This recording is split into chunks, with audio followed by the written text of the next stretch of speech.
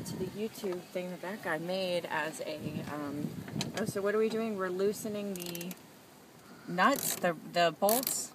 Yep, 8mm bolts for the mirror itself. And that's so I can take off the broken junk side, right? Right, and you've already removed and disconnected the door, the electric connector. Right.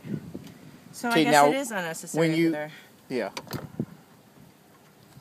Now you got 3 bolts. When that third one comes off, the rest of the mirror will kind of fall out. But because the physical mirror's no longer there, it won't be too heavy.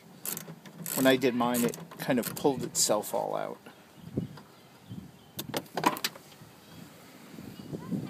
Hands on.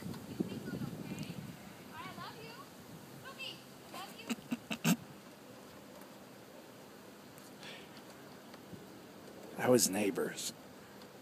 Yeah, isn't that Jordana? No. Oh, maybe your sister? Look at her. Okay, third one. So then I just pull this off, right? Even this, or this? No, the whole thing, right? Yeah, it's one piece. Okay. And fish it back through. You got to move the wire on this end. There's a clip that's holding it in. See on the door? Huh? There's a clip on the door right there. This?